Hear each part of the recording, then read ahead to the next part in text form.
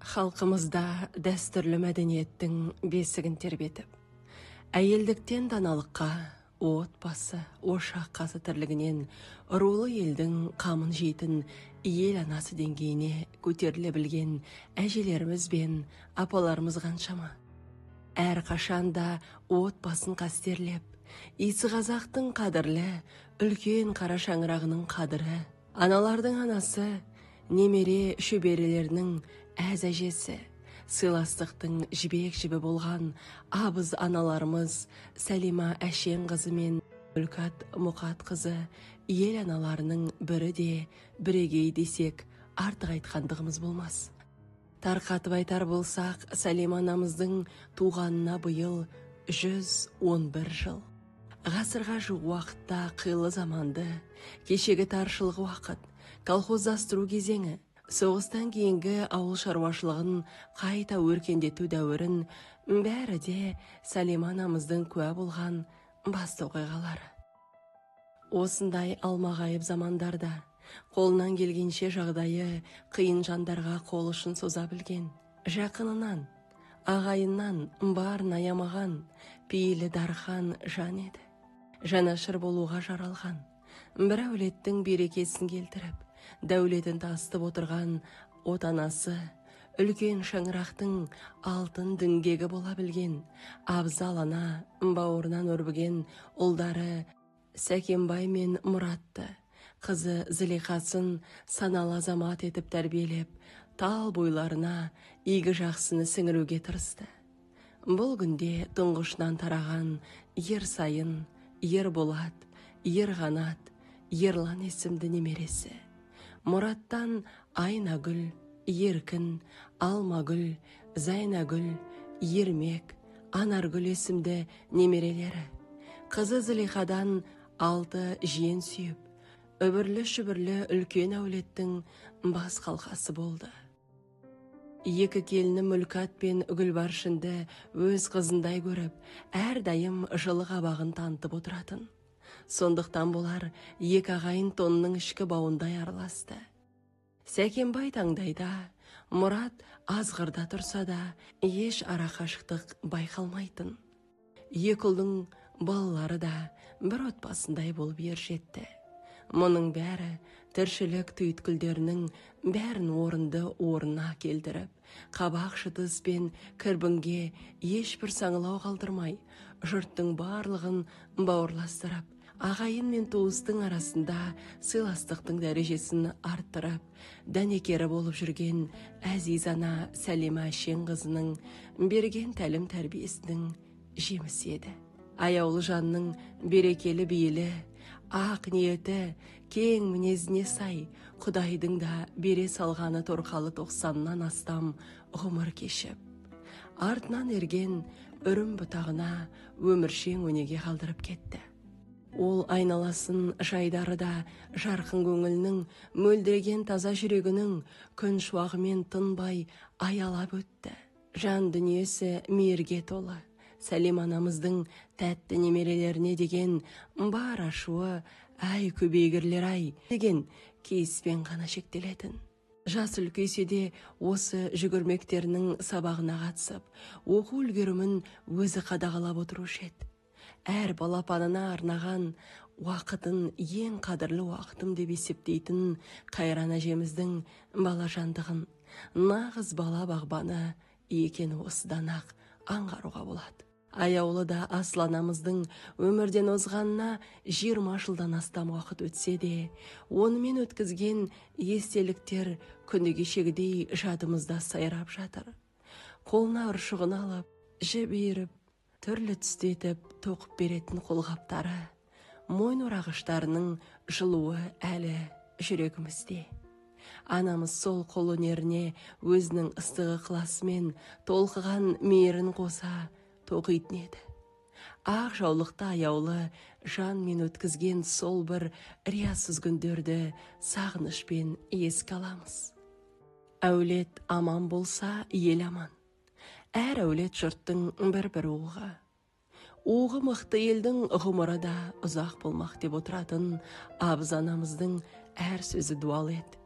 Солнық сөйлей білетін, ұстамды, рухани күш жігері мықты, сүйегі болат, жүрегі шуақ ананың әрісін, өнегесін келіндері де мықтап көңілге түйді. Үлкен келіні Мүлкат Мұқат қызы жас босағат тап келгелі, қазналы қатынан білмеген үйреніп, әр сөзін жерге тастамай кие тұтты. Ол 1943 жылы сәуірдің 1-інде сол кездегі Новобагат ауданы Орпа ауылдық советінде дүниеге келген. Ру Беріштің құлкеші, Байгөл бөлімі. Әкесі Жасенов Мұқат, анасы Рахияның тұңғышы. Өзінен кейін табылды Гүлжан, Әсия, Үміт есімді бауырлары болды. Амангелді орта мектебін аяқтаған соң Гурьев медицина училищесінде оқыды. Оқуын ойдағыдай тамамдаған жас алғашқы еңбек жолын балабақшада медбике болып бастады. Бертін келе тәрбиеші, меңгеруші болып еңбек етіп зейнетке шықты. Бір ғана салада ұзақ жыл қызмет атқаруының да бір сірі балажандығында шығар.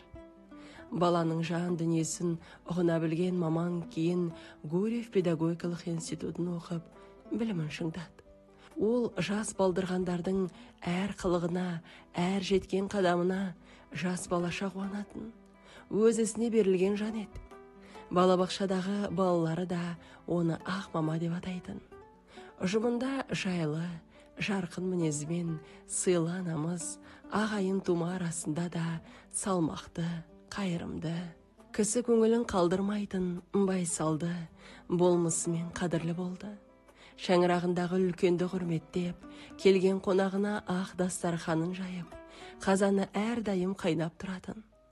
Қонақ жайлығы бір қасиет болса, тағы бір айта кететіні ісмерлігі. Оның қолына теген әр мата әдемі киім кешекке айналып, мен мұндалап тұрады. Өн бойына осындай игі жақсыны жиған Мүлкат анамыз әрдайым тал бесіктен көрген тәрбиесімен қатар, енеден алған тәлімінің де берген өнегесі мол екенін айтып отырушы еді. Бала кезінен зейінді анамыз өзі жасаған 70 жылға жуық ғұмырында есті сөзді құлақ түре жадында тоқып, есер сөзді кейін ысырып, жан дүниесінің айна көлін кір шалдырмай өмірден өтті. Міне, өскелең ұрпаққа үлгі деген осы. Кешегі ұлжан ана, домалақ ене тектес өнеге шашып өткен осынау асыл аналарымыздың еш арманы болмас деп білеміз.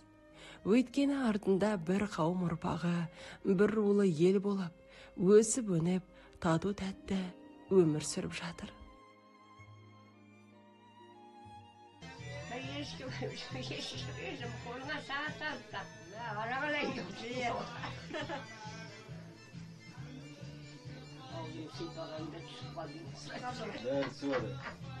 Бәрі түсіп жатыр, мама. Көбейгір деп айтқаның бәрі түсіп жатыр. Көбейгір қайтайын.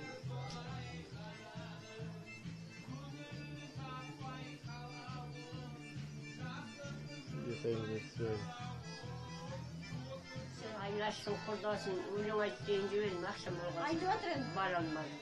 Ан жақта. Арыстанбек жаңа 200 теңгесін берейін. Арыстанбек өлең айтып 200 теңге. Мамасына бар. Айтып барады ғой. Атап керек.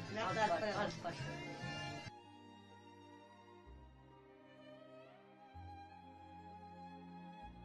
Болаттай берік, темірдей төзім, қасиетке ие аналар. Аманат жанын адалдықпенен өрнектеген даналар.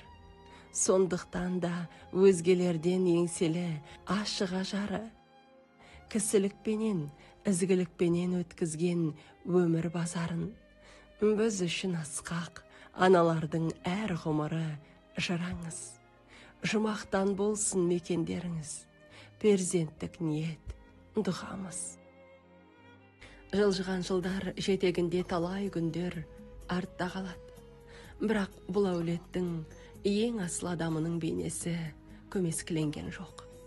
Өйткені оның соңында татулық пен бірліктің асыл тінін жалғастырған ұрпақтар бар. көзі тірісінде елдің алақанында, құрмет төрінде болған асыл аналарымыздың жаны пейіште болсын.